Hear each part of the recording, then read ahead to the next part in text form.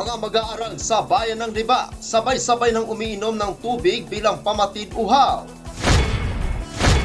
2024 National Women's Month, ipinagdiriwang din sa bayan ng Isulan. Isang tree planting activity isinagawa sa bayan ng Senator Ninoy Aquino. Yan ang ulo ng mga balita sa Sultan Kudarat Headliners.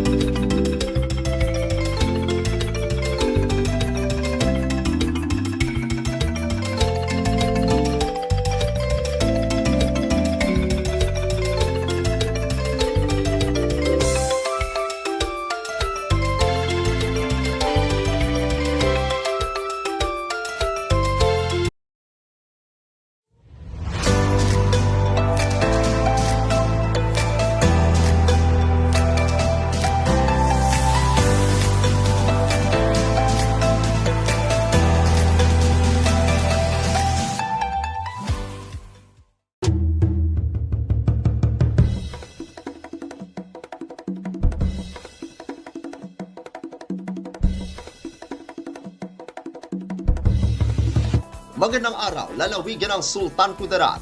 Narito na ang mga pangunahing balita sa Sultan Kudarat Headliners ngayong Marso 16, taong 2024. Mga mag-aaral sa bayan ng Liba, sabay-sabay ng umiinom ng tubig bilang pamatid uhaw. Narito ang ula. Tulad na lamang sa Pakil Integrated School, kada 30 minuto, sabay-sabay ng umiinom ng tubig ang mga mag-aaral sa kani-kanilang water tumbler. Gaya ng mag-aaral ng ikatlong baitang, pagtunog pa lang ng chimes, hudyat na pala ng pag-inom ng tubig. Ayon kay Officer in Charge ng Pakil Integrated School, Ginang Mary Joy Abraham, sa bawat 30 minuto, direktiba na ng paaralan na dapat painumin na ng tubig ang mga mag-aaral. Maging si First Alternate School Disaster Risk Reduction Management Coordinator, Nanel Cornelio, obligado din siya na magdala ng tubig bilang pamatid uhaw, lalo't nagdadalang tao siya. Kailangan aniya din siya na maging huwaran siya ng mga mag-aaral sa loob ng silid-aralan, lalo't matindi na ang init na nararamdaman dulot ng El Nino phenomenon. Habang sinisiguro ng pamunuan ng Sultan Kudarat Electric Cooperative o SUKELCO na may sapat namang reserba ang planta ng National Power Corporation para masigurong tuloy-tuloy ang supply ng kuryente sa lahat ng member consumer owners o MCOs. Kaugnay niyan, doble din ang monitoring ng nasabing electric cooperative at power producer na dapat aniya walang power interruption sa loob ng Area 3 coverage dahil sa kasagsagan ng Ramadan. Payo naman ni Area 3 Department Manager Engineer Remil Fuyonan sa consumer na ugaliing masinop sa kuryente lalo na at mahaba-habang tag-init ang mararanasan ng bansa ngayong taon.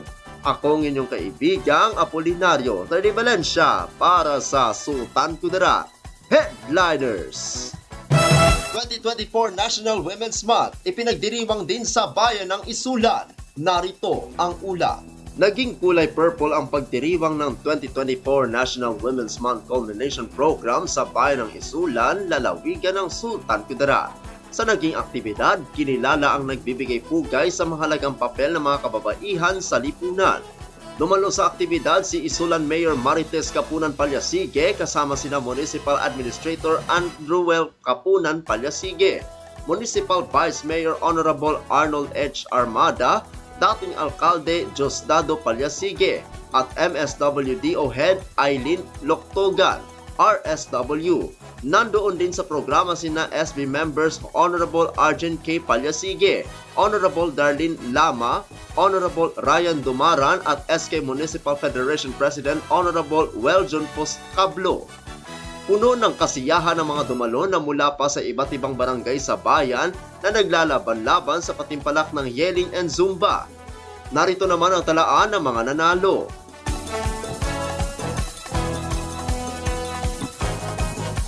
Ang tema sa ngayong taong pagdiriwang ay Lipunang Bata sa Bagong Pilipinas, Kakayahan ng Kababaihan, Patunayan.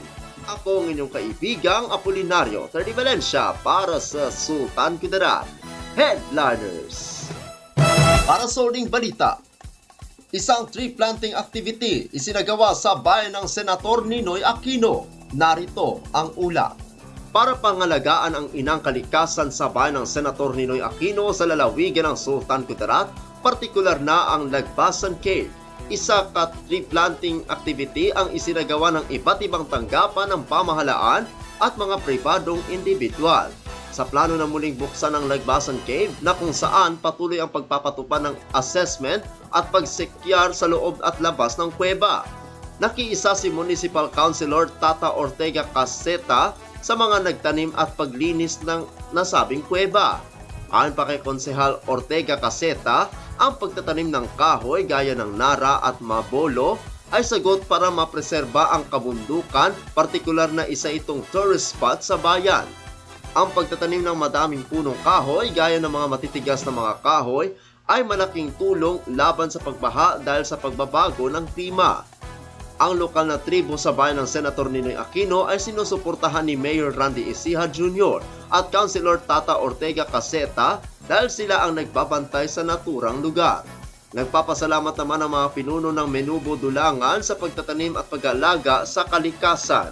Ako ang inyong kaibigang Apolinario Terry Valencia para sa Sultan Kudarat Headliners.